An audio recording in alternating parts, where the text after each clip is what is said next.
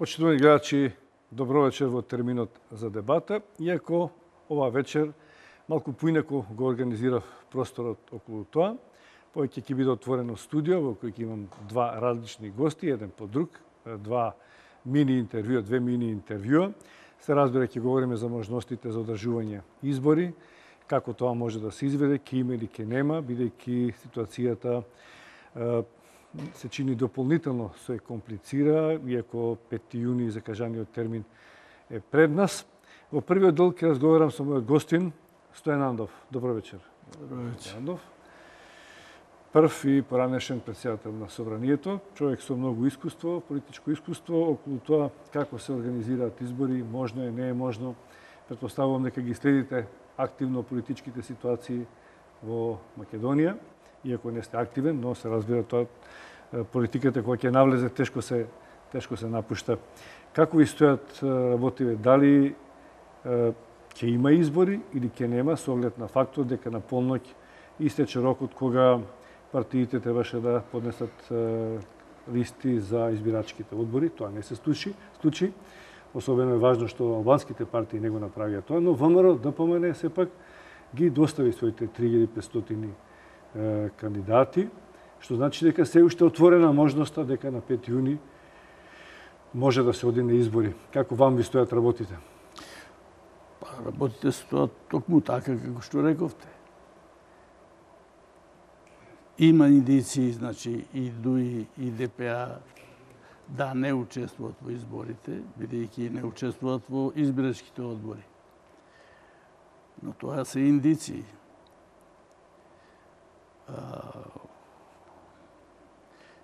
И нормално е, сепак, доволни индиции да се заклучи дека тие нема да учествуваат на изборите на 5 јуни. По тој критериум ВМРО ДПМН ги дал своите листи на членови на избирачките одбори и таа партија засега е решена да оди на парламентарни избори на 5 јуни. Да. Така стојат сега работите. Има ли можност да се промени нешто до тогаш, со оглед на фактот дека сите велат, па дури и ДУИ која не даде своји листи во избирачките одбори, вели таа празнина може да се пополни од редовите на државната и јавна администрација, не е неопходно да бидат партиски членови, и како да оставаат можност како нешто да се случува што ние можеби не го знаеме, дека се одржуваат некои контакти меѓу. Затоа викам, ова е само индиција за ДУИ и ДПА. Само индиција е тоа што сега, како да и тие се оградуваат од изборите и изборните резултати. Сами не одат во утврдувањето, не учествуваат во утврдувањето, како партии. Инаку, не знам дали Груевски ќе се реши да оди на избори, учествувале ДУИ и ДПА или не учествувале, ако не учествува и опозицијата. При тоа мислам на опозицијата. Пред се СДС и другите опозициони партии кои се вистинска опозиција. Така да, такви избори се сомневате дека можеби нема да отидат на избори? Се говори во јавноста дека тие се подготвени. Кои? За ВМРО ДПМН велите дека... Да, тие тврдат дека ќе одат, ама мислам оти за нив е многу помудро да не идат и да седнат да се договорат. Мислам оти сега, што тие уште инсистират и вечерва дека ќе одат на избори, па сега треба некој да понуди нешто што ќе отстапи за тие да не идат избори, тогаш целата работа им е пазар. Па тоа е барањето компромис, нели така се вели тоа? Тоа така тие го разбират компромисот. Тогаш го барат компромисот. Компромисот меѓу овие четирите партии е направен и запишан во Пржинскиот договор. Се покажа дека слаба точка во тој Пржински договор е датумот на изборите. И затоа дојде нужно, неопходно да тој датум се одложи, тогаш да се одложат изборите. И сега е истата работа. И слаба точка е датумот, што е утврден датумот. Се друго во Пржевскиот договор има една смислена транзиција. Тоа е логиката на транзиција. Меѓутоа, кога ќе се утврди датум, како што го утврди на 24, а потоа на 5 јуни, на 24 април, тогаш на ВМРО да помене. На Груевски не му одговара да се спроведува рамковниот договор, Пржевскиот договор до тогаш, да даде резултати некои во опаѓањето на неговиот углед, сигурноста, големите промашаи негови, криминализацијата на општеството што е спроведена, растурањето на институциите, отимачината на медиумите и така натаму, тие сите работи не се спроведува. И затоа обратно сега треба се работи. Сите тие важни работи што се напишени во рамковиот договор треба да се спроведат и тогаш да се утврди датум за избори. Господин Андов, да гледаме реално. Ако сите се сложуваат, и опозицијата, и власта, и меѓународниот фактор, дека кризата треба што поскоро да се реши, затоа што се заканува да предизвика и економска, и безбедностни реперкусии, тогаш е нужно да има некој рок што побрзо од неа да се излезе. Ако се тоа изборите, кои што го утврдиле сите 4 партии како термин, значи тоа е начинот по кој што, да речеме, владеачката партија се однесува. Значи, се разбира дека изборите ќе бидат крај на кризата. Нема завршување на кризата, нема завршување на транзициониот период без избори. Тоа е сигурно така. Меѓутоа, однапред утврдениот датум на изборите ги охрабрува сите оние кои се против промени во општеството, кои се против искривувањето на целиот општествен, политички и економски систем во државата. Значи, тие што се против тие промени кои се неопходни на државата и на населението, им одговара да можат да ги саботират до утврдениот датум за избори. Тоа и го направија. Видите, единствен вака позитивен елемент од сите други што беа, што е договорено во Пржино, е основањето на специјалното јавно обвинителство. Видите, вие во општеството сега, во пропагандата, во настапите, во обидите да се оневозможи, каква акција се води да се оневозможи тој орган да работи. Од кочење од судовите, со кои мора да работи и преку кои мора да работи, преку совет на обвинители и обвинителство, кое сега пак се јавува за случајот со покојниот Коста Крпач, па преку дневната и секојдневната упорна кампања која се врши против него, целиот оној медиумски простор кој е 80% во државата под команда на Груевски и неговата компанијата. Сите тие покажаа дека единствената точка, светла точка во спремноста да се нешто промени, кога гласаа и за законот, и за овозможија и обвинителката да биде јавната обвинител, па она да се одбере и така натаму. Сите тие работи ги... Потоа се направија тоа да не успее. Друго ништо нема успешно изведено. Единствено второ е изведено успешно, се вратија пратениците на СДС, на опозицијата. А тоа ништо не придонесе. Еве се покажа дека целата шема на оние, како ги викат, дополнителни министри и ова, фактички е одма изложена на блокади. Еве се покажа дека точно е тоа, министерот е во оставка за внатрешни работи, например, во оставка, и другата министерката, и таа е од труд и социјала во оставка. Меѓутоа, тие морат да вршат работа, да вршат функцијата, по уставот е тоа така, се додека собранието не ги разреши. А сега се најде некој заменик овде, онде, си ја зеде функцијата на министер. Нити го избрале некој тамо, нити може да биде тој министер, а тоа е кривично дело, тоа е узурпација на функција. Сега, значи, затоа сега и уопште ако се седне да се разговара на опозицијата и советувам дека прво треба да се обезбеди да не се продолжи оваа фарса што се праве со џамите, спроведуваме овај Бршински договор, а го спроведуваме како кучето кога се брка во пашката своја. Се исто да остане. Што препорачувате? Препорачувам прво изборите да се поништи одлуката, да се отповика одлуката за избори на 5 јуни. Тоа е прво што треба да се направи. Второ, да се повлече одлуката за аболиција што ја донесе Иванов. После можеме да ги редиме сите.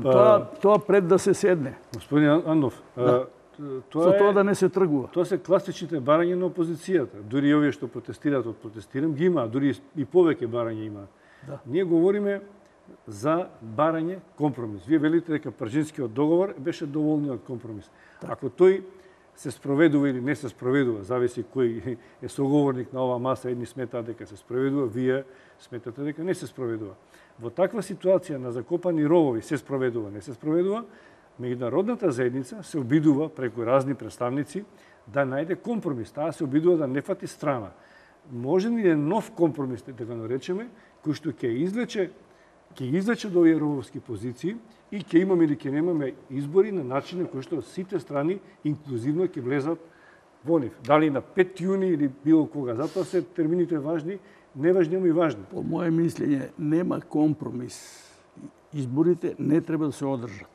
Но тоа не е компромис. Не е компромис. Без компромис тоа треба да се постави. Нек си оде сам Никола тогаш на избори. Ама тоа што не излегуваме од кризата. Па нема да излеземе. Он ја праве. Компромис е да нема избори сега. Не е тоа компромис. Не може. Една од страните. Не е една страна. Нема по пола. Тука не може. Пред да почне да се за компромис работи сега понатаму. Што компромис се направи компромис. Јас не знам, јас зборувам дека Меркел рече, у принципот компромис е кога ни една од двете страни ќе нема да биде задоволна. Од тогаш до сега беше оваа практика што имавме кога се четворицата си ја бркаа опашката. Ама и сега ги терат пак да седнат. Не е точно. Зашто ги терат да седнат тогаш? Затоа што мислето ти му го дотерале паметот. Гледаш какви писма стигнат и какви пораки стигнуваат овде од меѓународната заедница. Зошто си ги толкувате така, работите во однос на меѓународната заедница? Па че ни казнаат, бре, луѓе. И тоа многу тешко. Ние мислиме дека без нас меѓународна заедница многу ќе има штета од може би да направи. Но тие велат дека не се пријатели, дека тие сакаат да помогнат. Нам се пријатели и затоа сакаат да се смени ова овде, да не биде така. Затоа што државата ја упропастија. Отиде правниот земите вие сега со Иванов. Па Иванов направи препад, тоа е диверзија. Како мислите, тој рече дека се обидува да најде решение во овие две страни со аболицијата на сите заинтересирани, дека тоа било негов став. Јас не знам да се слагам или не е моја сега да кажувам. Очигледно тоа не предизвика реакција каква што очекуваше. Народот излезе на улица. Уште повеќе што двете партии рекоа дека не се слагаат со аболицијата. Сите четири не се слагат. Така ли? Да. Значи нема проблем тогаш собранието кога ќе се состане со закон да прогласи одлуката на Иванов дека се повлекува, дека не е адекватна. Тоа на собранието му следува. Можно ли е сега, има ли правна основа собранието да се состане вашето искуство? Сега само за ова да завршиме. Да.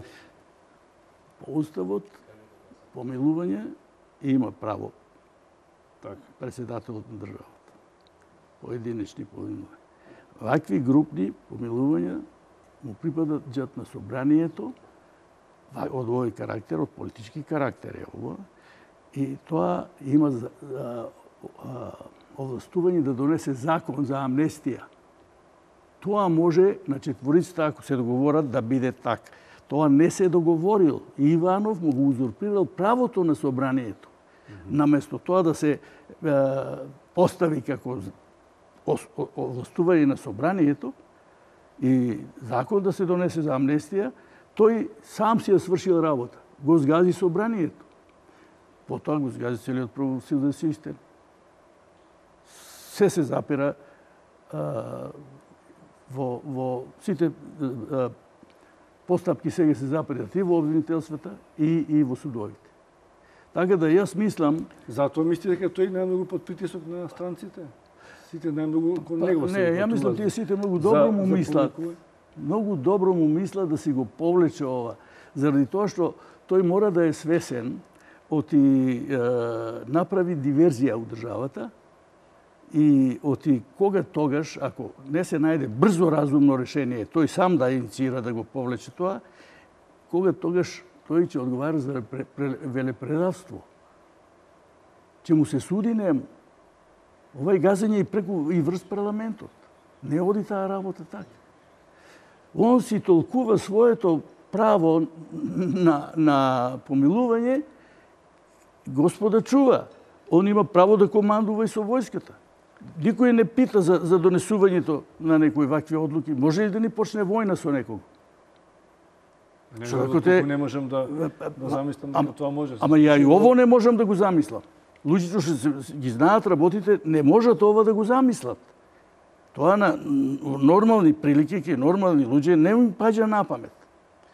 Да направиме на пауза за еден прилог, да го погледнеме прилогот на Градимир, во кој што се содржи изјавата на представникот на ДУИ, каде што соопштуваат дека зошто нема своји представници во избирачките одбори и каков е став околу тоа дали се уште има шанси да се најде заеднички компромис и да се оди на избори инклузивно. А потоа реклами. Дали ДУИ под притисок ретерира за одржување на изборите на 5 јуни? Повеќе медиуми шпекулираат дека интегративците кои до неодамна беа со став дека изборното соочување не треба повторно да се одложи, сега посредбите и со меѓународниот фактор го менуваат ставот. Излегуваат со теза дека не прифаќаат еднострано решение. Велат дека каков и да биде исходот за разрешување на политичката криза, треба да биде постигнат со согласност на сите политички фактори. Во ДУИ веруваат дека се уште има надеж за решение. Потврдуваат дека има неофицијални средби. Недоставувањето кандидати за избирачките одбори не го сметаат за нерешлив проблем.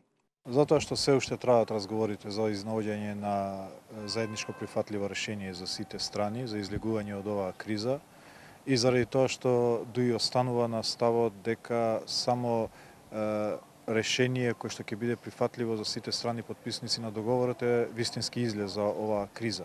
Така да од тука е таа одлука. Тоа што е битно е дека разговори има, продолжуваат помеѓу релевантните политички партии, меѓународната заедница, да се најде такво решение. Не сметаме дека едностранни решенија се излез од кризата. Сметаме дека треба партиите максимално да ги искористат овие разговори во рамки на овие рокови и да отстапат секоја од своја страна од партискиот интерес и да најдеме едно заедничко решение. Од друга страна за ВМРО ДПМН изборите и натаму се единствен излез од кризата. Од партијата велат дека тоа е врвен интерес и граѓаните на избори треба да решат кому ќе му ја дадат довербата. Во ВМРО ДПМН сметаат дека поради паничниот страв на СДСМ и немањето поддршка за нивните деструктивни политики, изборите еднаш веќе се одложија. Социјалдемократите пак и натаму бараат укинување на аболицијата од председателот Иванов и итно свикување на собранието за одложување на изборите. Од ДП за сега нема официјален став. ДИК со мнозинство гласови веќе донесе одлука дека избирачкиот список е прочистен и дека може да се оди на избори. Голем дел од експертската јавност излезе со став дека доколку СДСМ имале повисок рейтинг, немало да прават проблеми околу изборите.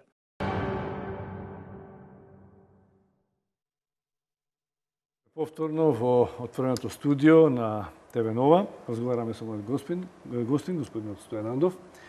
Господин Андов, некои од правниците, аналитичарите сметаат дека дури да се сака да се одложи терминот 5 јуни за избори, дека тоа е правно малку неможно и неиздржано затоа што собранието е распуштено, парламентот е распуштен и не постои основна, барем за сега, правна основа тоа да се состане. Дали е тоа така?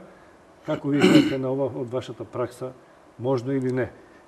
Парламентот е распуштен за да се закажат, да се одржат нови избори. Парламентарни избори. Ако нема услови да се одржат нови парламентарни избори, треба да се донесе одлуката со која се откажува распуштањето на парламентот и парламентот нормално ќе си работи. Можно ли тоа? Како не може? Како нема правна основа? Мандатот е институција исти како и независност, како и постоењето на државата. Основа на постоењето на државата е мандатот. Мандатот на пратениците го чини суверенитетот. Друго е кој се го представува. Го чини суверенитетот на државата. Мандатот за да направат држава добие асномците. Тие од народот беа избрани и направија држава.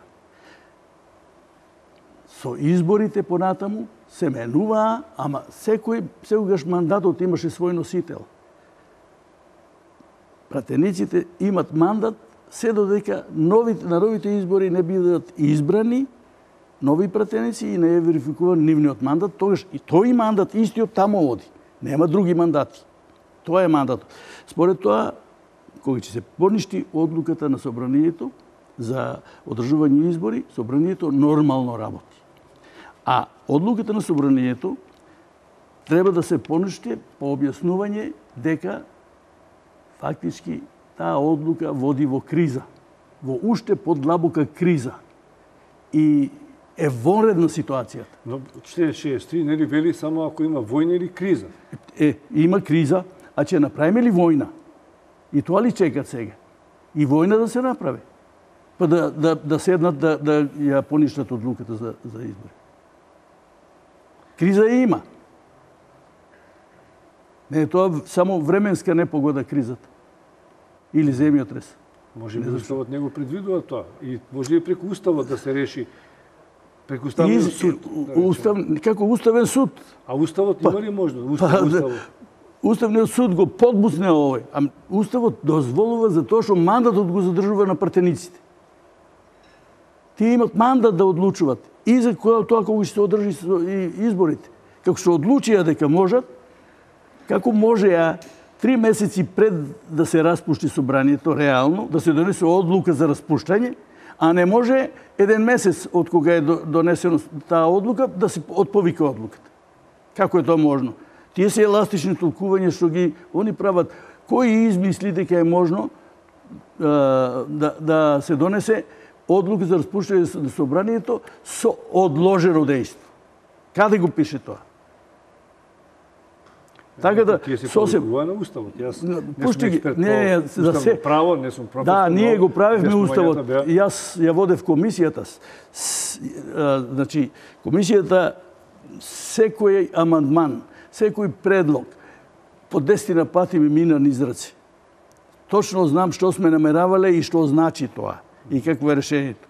Ово се измислици дека не знам кој дал толкување, некој уставен суд. Мавни го бре тоа, не може уставниот суд со своја одлука да ги поништува мандатите на пратениците. Не може тоа така. Пратениците имат мандат. Се до новиот мандат, додека некој тој мандат пренесат на новоизбраните пратеници. Треба да си свика собранието Трајко Велјановски, што може побрзо да не се разгоруват работите. Но сепак тој треба да има подршка претходно од партиите кои што го договориле тоа. Веројатно сепак затоа и преговараат. Ние слушнавме изјавата на Бујар Османи од ДУИ дека се уште се преговара, господин Нандов, дека сите се обидуваат да најдат некој решение. Воопшто не гледам за тоа да може да се преговара. Ако за тоа преговарат, тоа е некој пазар. Ајде да го одложиме изборите, а вие откажете се од аболицијата, нека си остане. Па политиката подразбира пазар. Тоа не може. Тоа не смее да се прифати. Треба, ама видите, ве молам, опозицијата не смее во таков разговор уопште да влезе. Не смее да иде да разговара на такви работи. Тоа е многу тврд став, господин Андов. Не е тврд став. Тоа е нормално, тоа е договорено со Пржинскиот договор. Од таму е. Па таму имаше и термин во Пржинскиот Да. договор. Па се покажува ти таа грешката и таа таа грешка не е грешка, тоа е прифатено. Ами ја прифатија сите грешки. Грешката сите ја прифатија, оти било грешка. Зошто уште една се одложи? Ова второто што се одложи не беше договор. А до кога мислите неопределено да се одложи? Да, датумот да се Па тоа може да се пролонгира до безвез, да речеме. Зошто не, при тоа видите, не, никако термин. Додека не се животот секој се планира со термин. Не, терминот се планира после. Сериозни да бидат тоа. Задачите мора да ги исполнат. Замислите какви килави што може. Знаете, па инаку може, како да ви кажем, тоа е прашање на добра волја на една од политичките партии, како на едната, така и на другата. Ако едната брза да го реши, другата може да го оттегнува до безвест. Теоретски зборувам, значи не говорам дали тоа ќе го направат или не. Ако сакаат, може да го оттегнуваат. Може да го оттегнуваат, до мандатот ќе име. До регуларните избори. До регуларните избори, можат. Тоа може да го оттегнуваат. Меѓутоа, мислам оти ќе дојдат санкции од меѓународната заедница кон нас ако така се направи. Бидете сигурни, тие не Зошто мислите? Затоа што не владее правото овде. Па ќе дојдат редовни избори, може тоа. Не, а до тога? До тога и не владее правото. Овде не владее правото. Па има компромисно решение. Нема, компромисот не може да го руши. Компромисот е потребен, нам ни е наложен компромис да го правиме, за да завладее правото.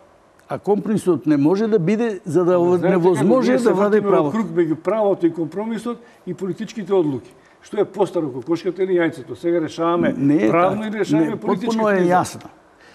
И едните и другите се повикуваат едни на правото. Кога они прифатија предвремени избори.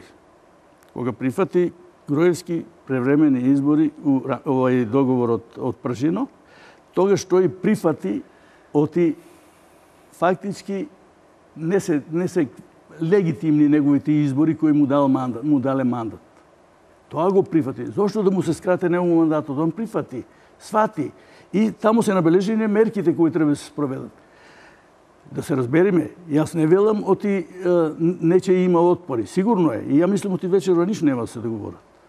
Едноставно не е можно да стане збор за пазар за да се одложат изборите, а да речеме едно од овие по пола да се сретнат, аболицијата да си остане. Или обратно, аболиција се остане, избори да. Тоа е невозможно. Тие две работи се целина, тие мора да се тргнат за да се разговара. Тие мора да се уважат. Мора да се укине одлуката на собранието за избори на 5 јуни и мора да се повлече одлуката на председателот за Но сепак, аболиција. јас ги гледам работите што се случуваат и на вести и во реалноста. Не говориме само за партиите. Вакви или онакви, тие две партии се поддржани од поголема група на граѓани, како гласачи, како поддржувачи. Тие луѓе кои што гласаат за едните и другите, сега се на улица.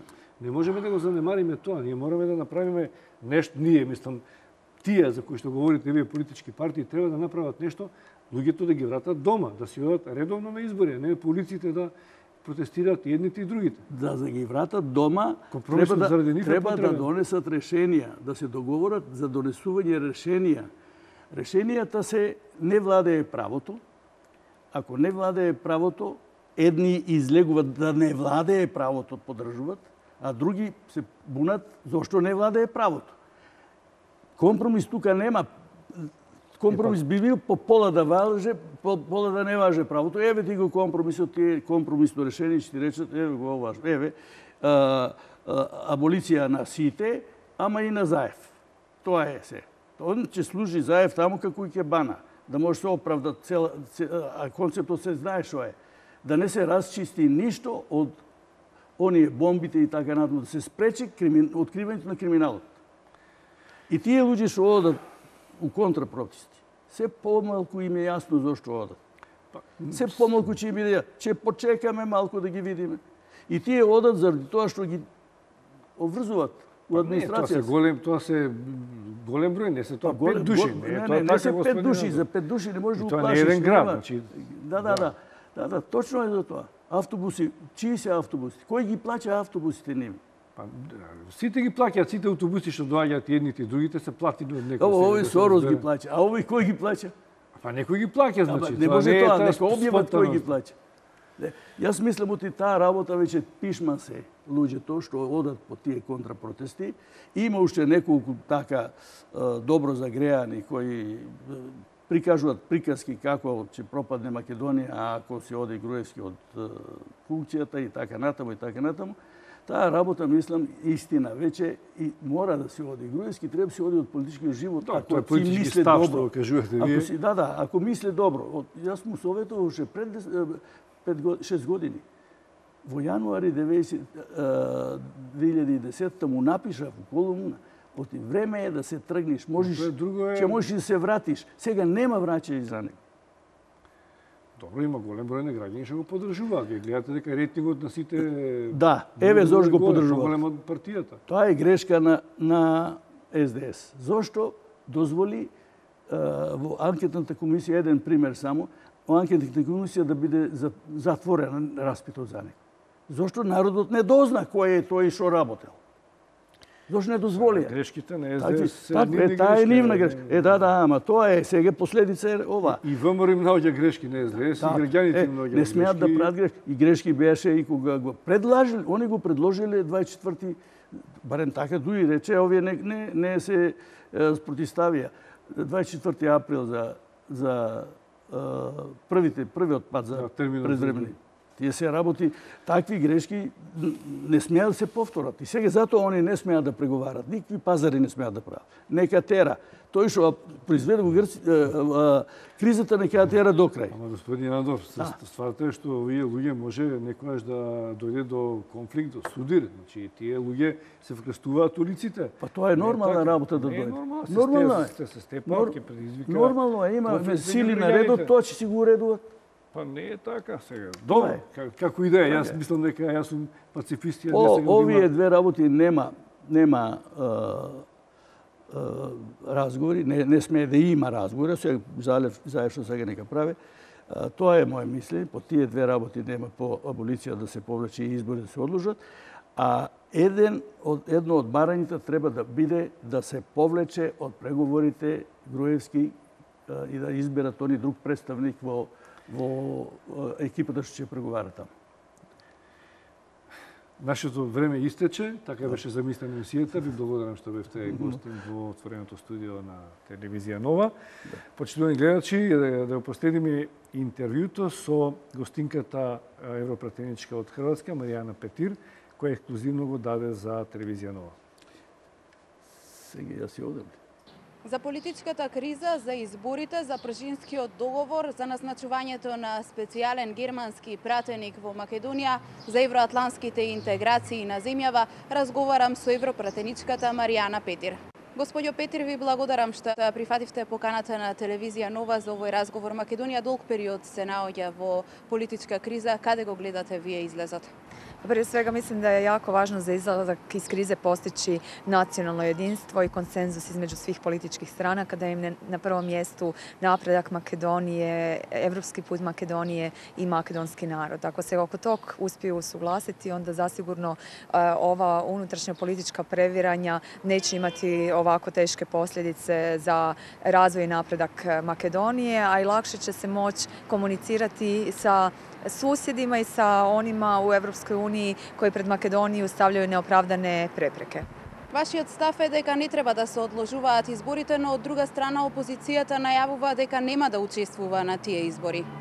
Moj stav je da se treba poštivati sporazum. Opozicija je tražila da se održe izbori, da oni prije tog bez izbora uđu u izvršnu vlast i da preuzmu određene resore. Koliko vidimo, izbori su odgođeni, bez obzira što je opozicija to tražila, pa je onda odustala od izbora i sad vidimo nove najave da opet opozicija najavljuje da neće izaći na izbore. Takav pristup nije dobar, jer jednom kad potpišete sporazum i nešto se dogovorite, onda se sve strane trebaju pridržavati tog sporazuma. Ukoliko više puta prekršite nešto što je dogovoreno, tko će vam sljedeći puta vjerovati? Sporazum iz Pržina se treba poštivati zbog toga što je tu uloženo dosta napora, posebice od strane europskih medijatora i komisionera Hana, ali i trojice iz Europskog parlamenta. I moramo priznati da smo svi iznenađeni reakcijom šefa opozicije koji je odbio otići na razgovor u Beč, jer ne znam što je to važnije od pokušaja uspostave političkog dijaloga koji bi trebao dovesti do nekih rješenja, a ta rješenja trebaju pomoći makedonskom narodu da živi bolje i makedonskoj državi da izađe iz ove krize u kojoj se našla.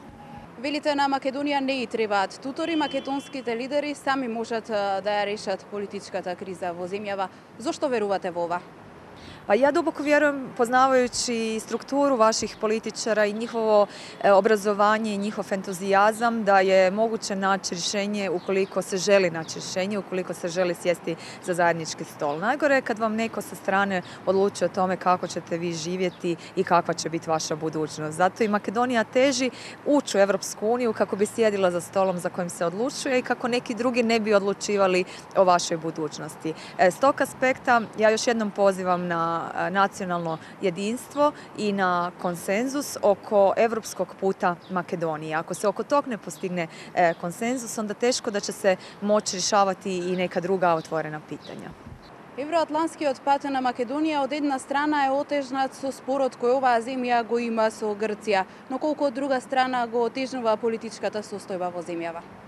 Pa prije svega moram reći da je Grčka prekršila privremeni sporazum i to je nešto što nije dobro, to je van pravila običajnog ponašanja. Isto tako mislim da vijeće gubi kredibilitet kad omogućava Grčkoj da blokira neopravdanu Makedoniju, jer svi znamo, a to pokazuje sva izvješća, da je Makedonija u stvari odavno ispunila sve one potrebne uvjete da bi se pregovori otvorili. Zbog toga ja i često govorim da je važno pogledati primjere koje imamo, a imamo i nedavni primjer da su u Srbiji otvoreni pregovori, a da problem s Kosovom može rješavati tijekom pregovora. Imamo i naš primjer Hrvatske koja je otvorila pregovore, a sa Slovenijom je tijekom pregovora rješavala bilateralno pitanje i mislim da na taj način se može riješiti problem između Makedonije i Grčke koji je doista bilateralni problem i ne trebamo mu davati nikakve druge dimenzije. Osim toga, mislim da je važno sagledati ulogu Makedonije koja je bitna za stabilnost i mir u regiji i koja u ovom trenutku štiti vanjske granice Europske unije, na čemu naravno joj je Europska unija zahvalna, ali isto tako Europska unija ne može biti veći medijator od onog što je do sad pokazala. Tako da je važno upotrijebiti unutrašnje snage i pokazati volju da se doista želi napraviti reforme i iskorak i da oko tog nema nikakve dvojbe i nikakvih razlika. Političke stranke naravno da imaju različite programe, različite svjetonazore i različite vrijednosti. I tu imaju dovoljno prostora komunicirati svojim biračima po čemu su različiti. Ali ja mislim da kad je riječ o interesu makedonskog naroda i europskom putu Makedonije, da tu treba postići konsenzus i da tu trebaju biti jedinstveni i ja sam uvjerena da je to moguće. Германија назначи специјален пратеник во Македонија кој треба да помогне во решавање на политичката состојба во оваа земја. Станува збор за Јоханес Хајндел. Како гледате вие на ова? Pa moram reći da koliko znam, Njemačka ima svog ambasadora u Makedoniji, tako da najbolje pitati ministra vanjskih poslova Njemačke da li on i dalje vjeruje svom ambasadoru kada postavlja dodatnog specijalnog povjerenika. Naravno da svaka zemlja treba gledati i štititi svoje interese, no ja doista smatram da Makedoniji ne trebaju niti tutori, niti posebni neki pratitelji. Makedonija je samostalna i suverena država koja mora u komunikaciji sa svojim susjedima očuvati mir i stabilnost u ovom dijelu Europe. To je izuzetno važno i na tom putu zasigurno će imati podršku. Се сретнавте со политичарите во земјава, кој е вашиот впечаток? Дали скоро може да се дојде до решение за излез од кризата? Pa ja sam razgovarala sa jednim dijelom političara, evo čekaju me još i drugi sastanci tijekom današnjeg dana. Svima njima s kojima sam imala priliku susreti se ili koji su se odazvali konferenciji na kojoj sam jučer govorila o proširenju, rekla sam istu poruku, a to je da doista vjerujem u njihove potencijale i njihove kapacitete i njihovu ljubav prema narodu i domovini, da mogu iznaći najbolje rješenje i da im doista ne treba nikakvo posredovanje sa strane, jer to bi značilo u stvari da predajte nekom drugom ovlasti koje imate, odgovornost koju vam je narod dao, a ako se tako ponašate, onda ni ne možete biti na čelu neke države. Каква политика треба да очекуваме од Европската унија во однос на Македонија? Dakle, ovo je po prvi put da je preporuka uvjetovana i to znate, tako da bi bilo dobro učiniti dodatne napore da se ta uvjetovanost makne. Teško je ovog trenutka reći što će se doista događati. Neki spominju i da očekuju sankcije. Ja ne očekujem sankcije jer mislim da bi one pogoršale ovu situaciju koja je već i onako dosta teška. U trenutku kad imate vladu koja je zadužena za pripremu izbora i koja nema sve one ovlasti koje inače vlada ima, naravno da prijeti opasnost od zaustavljanja nekih velikih infrastrukturnih projekata za koje su potrebni instrumenti da bi se donijele odluke o njihovoj realizaciji, koji su upravo zaustavljeni iz tog razloga što se izbori nisu održali i što na demokratski način nismo došli do nove stabilne vlade koja bi mogla legitimno donositi sve odluke. Tako da ova situacija nije dobra i ja još jednom pozivam sve političare u Makedoniji koji dobro misle za Makedoniju, koji dobro žele makedonskom narodu, da pokušaju naći konsenzus, da zajednički nađu rješenje i da poruče makedonskom narodu svojim odgovornim ponašanjem da im je doista stalo do boljitka makedonskog naroda. Ви благодарам.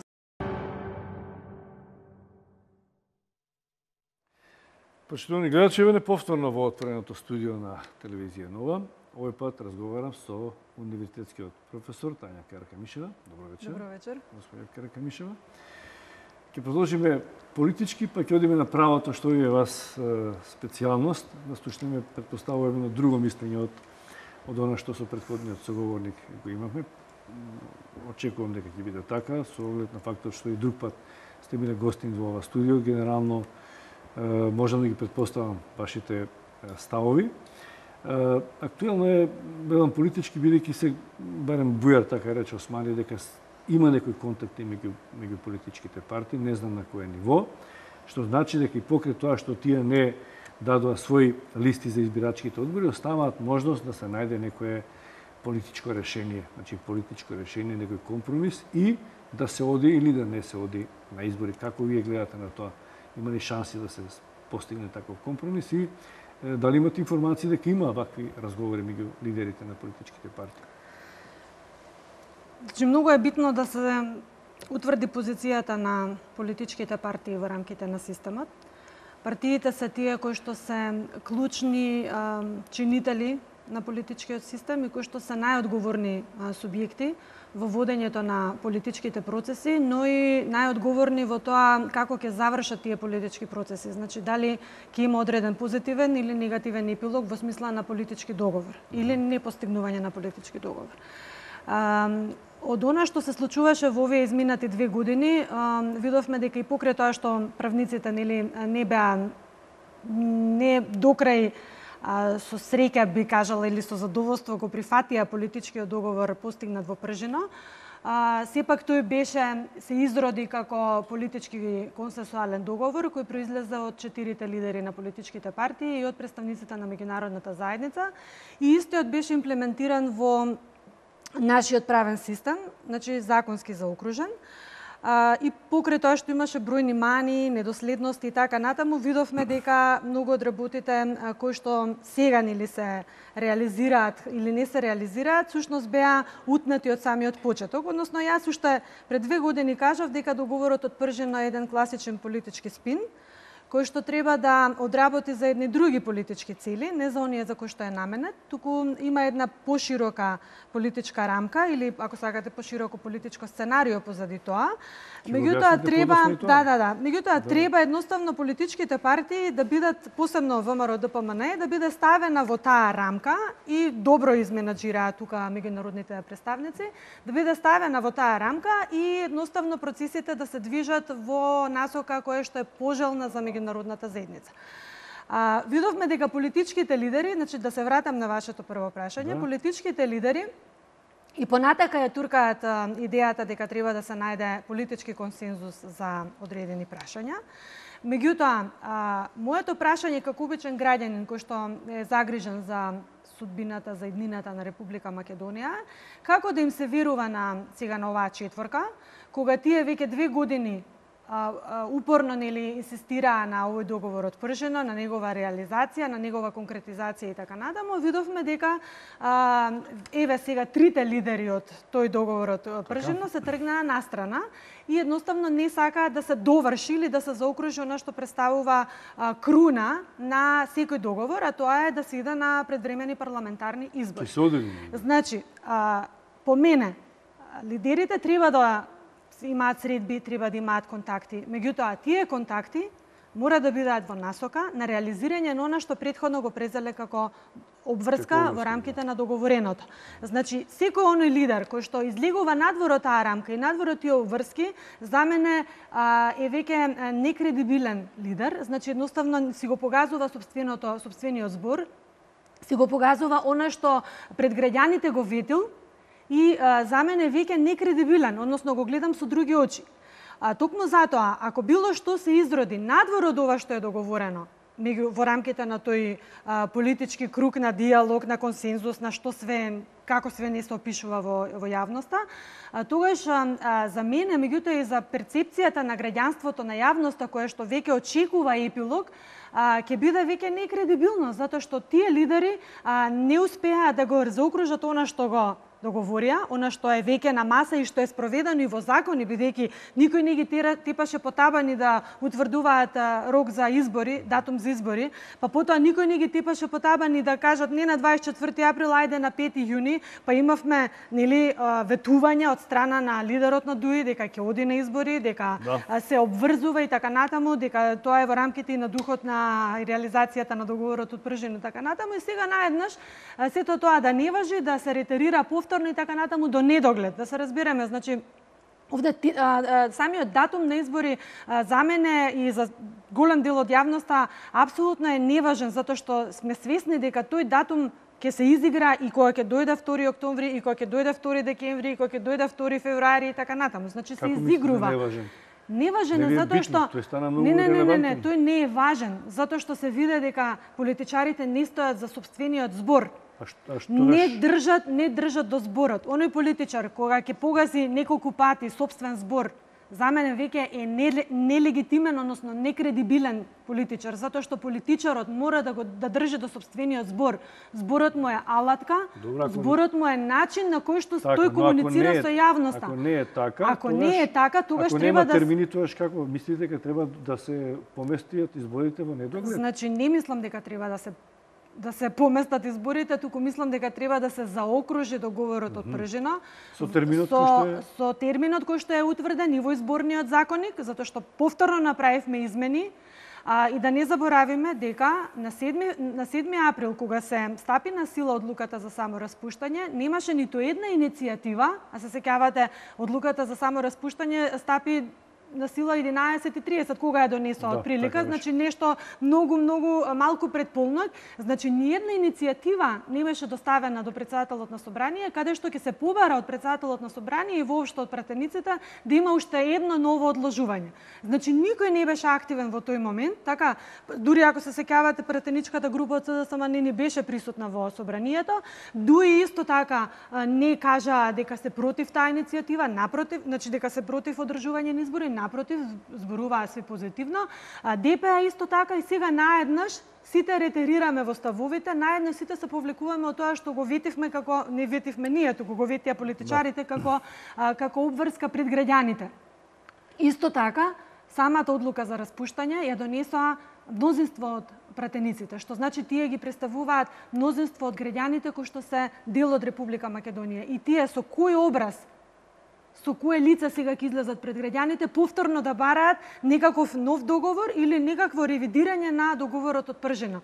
Значи, кога воспоставувате едни правила, треба да се држите до тие правила без разлика кој ве диригира, кој ви ја дига раката, кој ви го работи мозокот, вие треба постојано да бидете во тек со она што го зборите и со она што го подпишувате. Да, откако дадовте видување за политичките игри, за политиката како нешто спротивно на правото, бидејќи сте легалист, каде вие гледате дека е излезното решение, ако не е политичко, е правно, или ако е повеќе правно, политичко, како може да се излезе од кризата, за кое што сите се залагат дека треба да се случи што поскоро. Дали тоа изборите такви какви што се стремат ВМРО ДПМН да ги направи, односно не знаеме, сега шпекулираме, бидејќи ниедна партија експлицитно не кажала дали ќе се случат избори или не, како вие гледате на тоа, ако да речеме под предпоставка дека владеачката партија отиде сама на избори? Дали тоа можно и дали мислите дека треба да се случи тоа? Значи вака, можам да нотирам од 2001 година до денес, значи во рамките на овој 15 годишен период, дека секогаш Македонија кога излегува надвор од уставот и од законите, значи надвор од правниот систем и кога дозволува политичките елити да бидат владеани од некакви центри на моќ, надворешни, дека во Македонија и политичката состојба и воопшто правото и ако сакате и економијата не се движат во најдобар ред, што значи дека ниедно излезно решение кое што е надвор од правниот систем, од уставот и од законите, за мене е неприфатливо. Факт е дека политичарите, политиката мора... Не, значи политиката и правото секогаш мора да одат рака под рака. Зошто? Затоа што правото е највисок израз на политичката волја. Значи тие политичари кои што седат во собрание, кои што ги носат законите, уставот и така натаму, така, тие се тие што се договориле да имаме таков устав, такви закони и така натаму. Значи, ако политичарите не се согласни со она што го донеле, значи, тие имаат проблем со правото и со правниот систем, не граѓаните. Граѓаните само го имплементираат, го применуваат она што политичарите им го дале како соодветна правна регулатива, нели? Добро. Значи, не ако ако политичарите не си го почитуваат она што го носат во собрание, во влада, што го применуваат и така натаму, тогаш имаме проблем сериозен со политичарите. Добро, и можеби е време, сега ќе дојдеме до тоа, можеби е време сега во овие години, во овие можеби неколку месеци да се направи одредена политичка катарза. Затоа што можеби веќе имаме и истрошеност на политичката елита во немање на идеи, во немање на конструктивност при носење на одредени политички одлуки. Што значи тоа? Значи ние имаме сериозна потреба од тоа прво договорот да си го реализираме докрај. И бидејќи ме прашавте директно, јас сум директна. Значи, за мене, заокружувањето на договорот од Пржино е неминовен и неопходен чекор, затоа што се друго излегува надвор од устав и од закони на државата и се друго е погубно за Република Македонија како правна држава и како држава врз која што треба да се заснува врз принципот на владење на правото, за кој што постојано сме опоменувани од страна на меѓународната заедница дека треба да го унапредуваме, дека треба да го почитуваме на начин на кој што го почитуваат тие во своите земји. Ако е така, тогаш дајте она што ни е нас правна рамка, а тоа е изборниот законник каде што имаме дефиниран изборен датум од 5 јуни, да се овозможи на граѓаните да им се овозможи да излезат на избори. Тие што сакаат да учествуваат на избори нека си поднесат кандидатски листи. Можеби ќе видиме, можеби ќе има и граѓански иницијативи. Не секогаш политичките партии го исцрпуваат политичкиот живот во Република Македонија. До понеделник. До 11 мај треба да се види кои све учесници во изборниот процес ќе бидат дел од овој изборен циклус, нели? И понатака да видиме, да процениме. Значи, избори мора да има, затоа што оној што бега од избори треба да биде казнет. Не тој што сака избори. Демократијата, начинот на кој што се остварува демократијата е изборен процес. Значи нема подобро богатство за демократијата од избори. Јас не сум слушнала, а гледам еве и голем број други пратенички, европратенички, така натаму познати еминентни професори не можат да најдат посоодветен механизам од изборниот механизам. Никој не ги негира изборите, значи, дури ни странците кои што говорат дека треба да има избори. Бојкот на избори е, како да ви кажам, бегање од граѓанското соочување на политичките партии. Само има една синтагма во која се разликуваат, тоа е кредибилни или фери демократски избори? Фери демократски избори мора да бидат оние избори во кои што ќе учествуваат сите кои што ги прифатиле правилата. Тоа е факт. Меѓутоа, вие не можете постојано да го кудите изборниот систем, дека не ви е прочистен избирачкиот список, без при тоа да имате ниеден аргумент во раце. Значи, не можете цело време да напаѓате владеачка структура дека не се легитимни нивните изборни резултати без ниту еден добиен приговор, односно без ниту едно на правен начин утврдена изборна нерегуларност.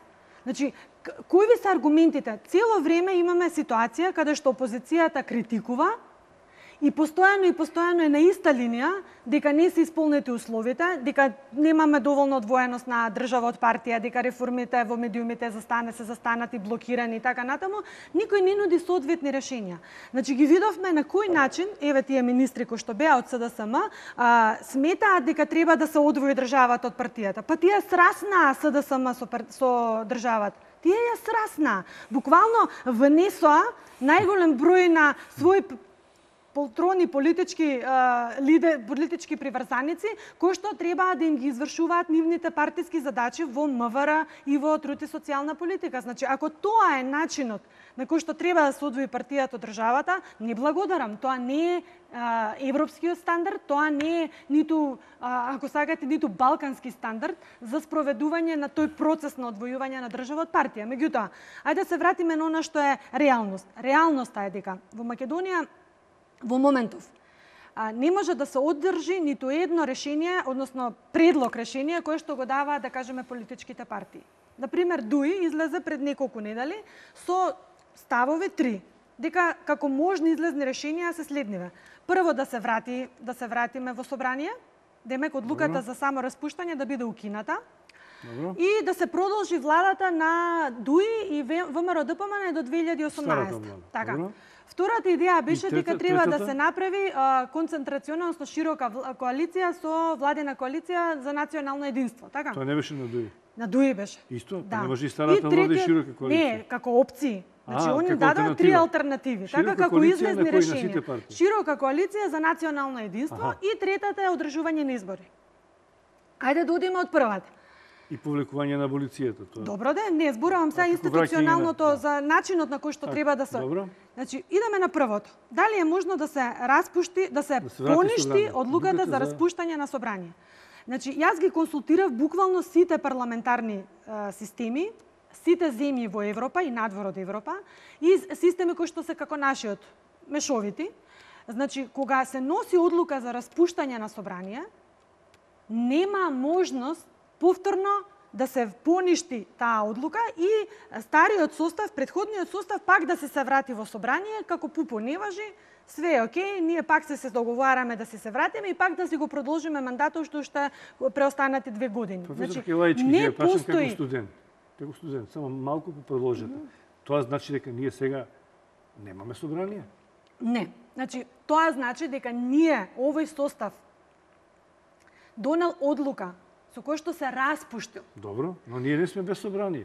Како не сме без собрание? Значи, пратениците, согласно изборниот законник, можат да го тераат својот мандат формално правно до денот на верификација на пратениците од новиот состав. Меѓутоа, формално правно, не суштински. Значи, што значи тоа? Пратениците може да се земаат плата, значи да се остваруваат, да си ги остваруваат своите права кои што произлегуваат од мандатот. Ништо повеќе, затоа што во сите искуства, еве, значи, земете го шведскиот парламент, земете го германскиот парламент, земете го, сите можни парламенти. Криза не е дел кој што може да ги натера се вратат. Само рековме криза. Значи, не постои уставна можност, ниту законска можност, не пишува уставот, политичка криза ќе ги натера пратениците да се вратат. Не. пишува во закон, во уставот дека само вонредна состојба, тоа сме го збореле милион пати, вонредна состојба која што подразбира природни непогоди и епидемии, точка, значи природни непогоди и епидемии и воена состојба може да ги натера условно пратениците да се вратат и да го продолжат својот мандат до денот додека трае вонредната, односно воената состојба, во случај кога имаме само распуштање, а во случај кога имаме можност да го продолжи мандатот до крајот, значи до 2018, тогаш да се тера до 2018. Меѓутоа, она што е клучно е дека не постои таква можност. Значи ниту можеме да ги вратиме пратениците во собрание, бидејќи така се изјасни и Уставниот суд, и мене ме чуди како може политичари кои што имаат толкаво искуство дека може Уставниот суд да донесе таква одлука. Значи, Уставниот суд еднаш се произнесе во врска со распуштањето на собранието и не постои можност сега тој да ретерира во своите ставови. Значи, тука е многу јасно состојбата и Уставниот суд не сакам да биде третиран како некоја институција со која што може да се подигрува било кој, затоа што институција е тоа е сепак многу важен орган во државата кој што треба да биде чувар на уставот, а не да биде злоупотребувач на уставот. Тоа значи дека втората точка автоматски отпаѓа враќање на старата влада, бидејќи нема кој да се... Затоа што не може како ти ќе се вратиш, прво, значи кој ти гарантира дека и кога ќе се вратиш, дека ќе биде иста состојбата во парламентарното мнозинство. Но што не може, значи не може да се врати. Тоа е едно, второ, таа широка влада, значи првиот отпаѓа. Втората точка. Втората отпаѓа исто така, затоа што нема кој да избере таа широка коалиција. Како да ја избереме? Кој да ја избере? Не може ни старата влада Владата да ја избере новата влада? Не разбирам.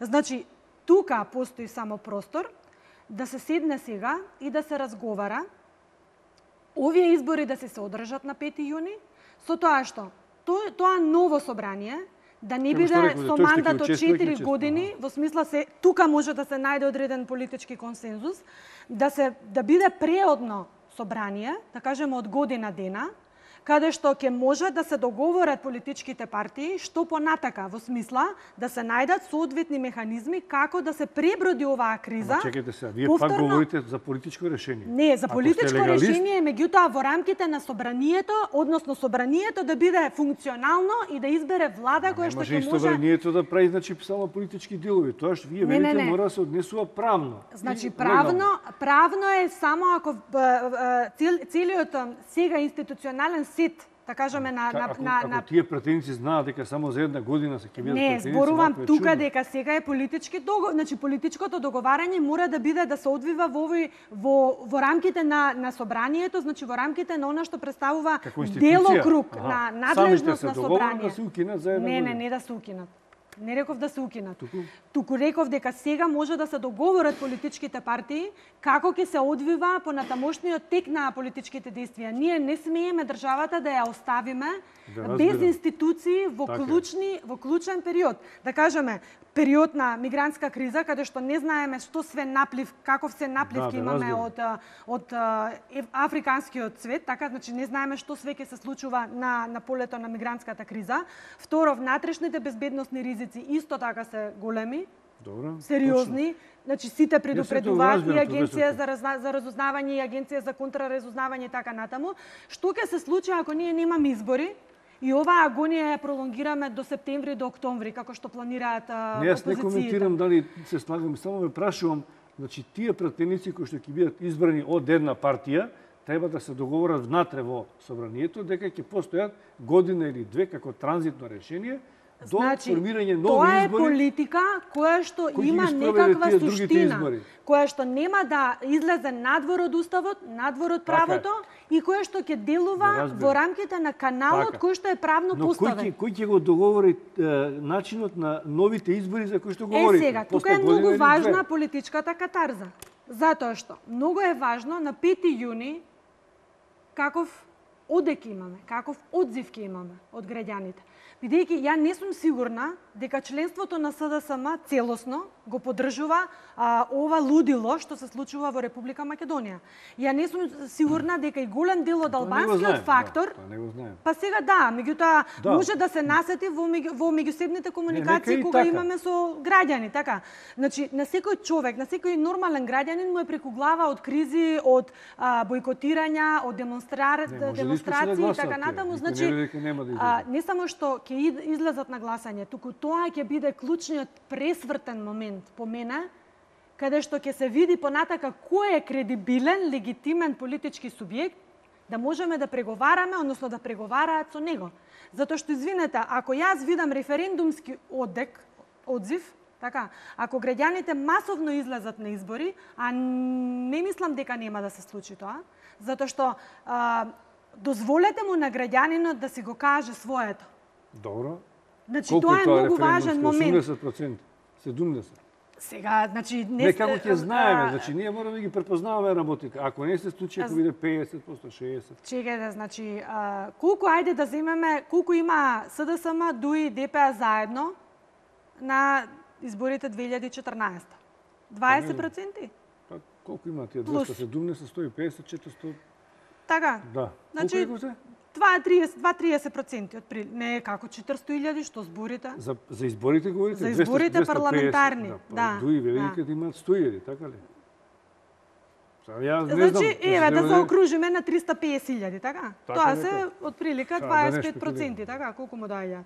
Од вкупниот да, број? 30. Од излезените? 30, од излезените. Не, чекај, како од излезените? А сега сакате да направиме математика како би изгледал. Значи, зборуваме сега колку е нивната реална тежина 2014.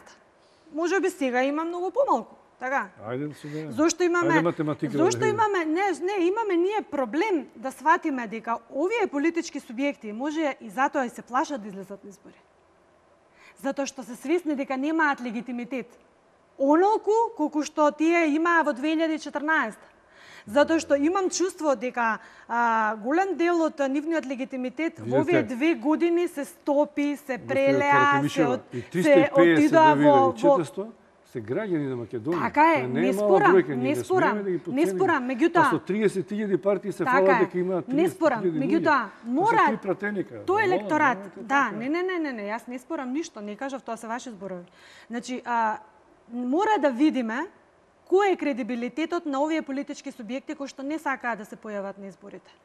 Тоа ќе го утврдиме со неизлегување на избори. Тоа ќе го утврдиме ако им дозволиме на остатокот од граѓаните да излезат на избори. Па ти ќе се излезат веројатно. Не, и ако дозволиме тие кои што ќе го попречат одржувањето на изборите кривично да си одговараат, затоа што постојат неколку дела во рамките на делот за кривична одговорност, каде што се зборува дека секој што спречува избори и оневозможува избори, така, и оневозможува избори, дека ќе се казне со казна затвор од најмалку 3, односно најмалку 5 години. Ќе ве прекинам за 30 секунди, само ми јавија неколку пати од режијата дека имаме реклами, да завршиме со тоа, потоа продолжуваме на овие навистина актуелни и интензивни теми за кои што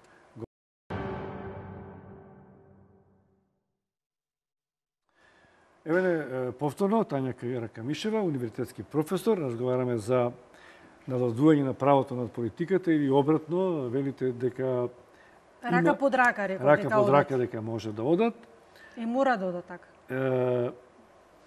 Веројатно тоа тешко во праксата да се прави и умешноста на една политичка партија зависи од тоа колку ќе ги менаџира овие два сегмента заради интерес на државата и на граѓаните, нели? Како што не смееме да видиме роб само на правото, а треба да не води, така па не смееме да подпаднеме само под политички одлуки, кои што на крајот на криштата се често и пазар меѓу партиите, занемарувајќи го влијанието на правото. Ве прекина во искажувањето.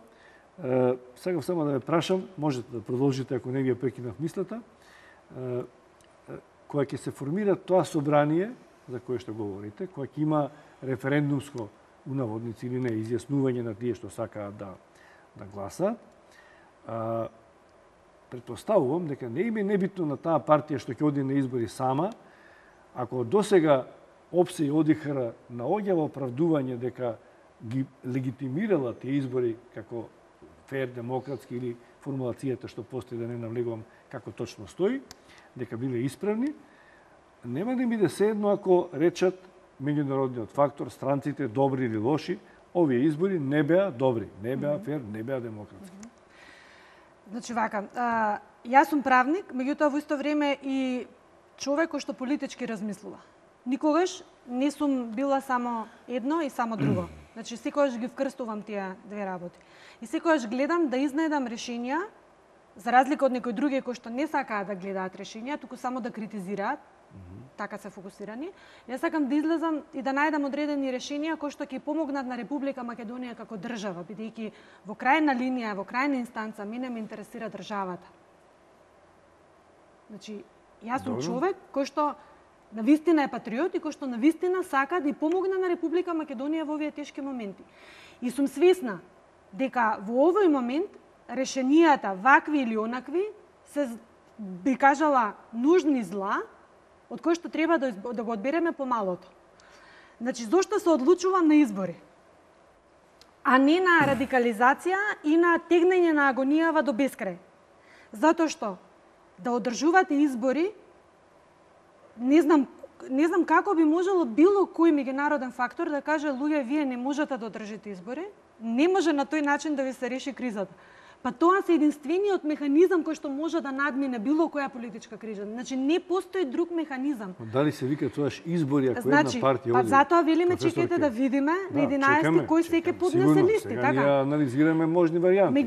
Меѓутоа, значи ако политичките субјекти немаат чувство за одговорност за сопствената држава и за опстанокот на државата, бидејќи овие се судбоносни моменти за државата. Ние можеме само да се присетуваме после неколку години што сме зборувале и за кои тези сме се застапувале, меѓутоа ќе биде залудно тоа подсетување ако ние во моментов сега не донесеме клучна одлука која што ќе биде во интерес на Република Македонија. Значи мене тој момент ми е најважен.